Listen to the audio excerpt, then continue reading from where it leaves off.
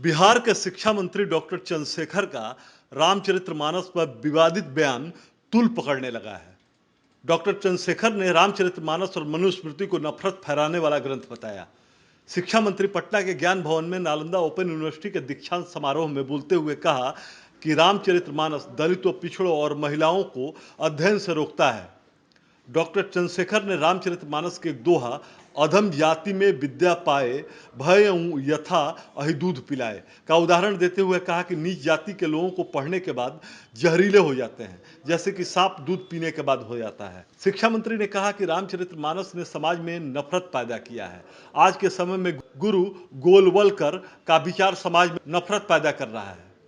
वहीं शिक्षा मंत्री के बयान पर वाराणसी के स्वामी शिवानंद ने कहा कि तुलसीदास ने अधम जाति का अर्थ दुष्ट प्रवृत्ति के व्यक्तियों से किया है। उन्होंने कहा कि दुष्ट व्यक्ति ज्ञान लेकर कल्याण न कर अहित कार्य करता है, वह विद्वेष से ग्रसित होकर वैमनस्य पैदा करता है।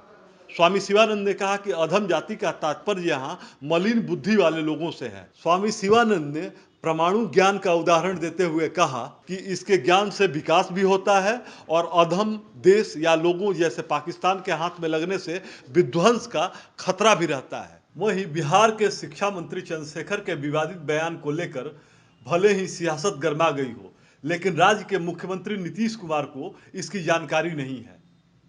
नीतीश कुमार समाधान यात्रा पर हैं और दरभंगा में जब उनसे पूछा गया चंद्रशेखर के बयान पर, तो उन्होंने कहा कि मुझे इसकी जानकारी नहीं है। सर, शिक्षा मंत्री ने विवादित बयान दिया है रामचरितमानस को लेकर के। उन्होंने कहा है कि ये विवादित ग्रंथ है। हमको नहीं पता, हमको नहीं मालूम। मनुस्मृति को जलाने का क्यों काम किए? इसलिए कि मनुस्मृति में एक बड़े तबका के खिलाफ 85% लोगों के खिलाफ अनेकों गालियां दी गई। रामचरितमानस का क्यों प्रतिरोध हुआ? किस अंश का प्रतिरोध हुआ? अधम जात में विद्या पाए भयहु जथा ही दूध पिलाए। यानी अधम मतलब होता है नीच।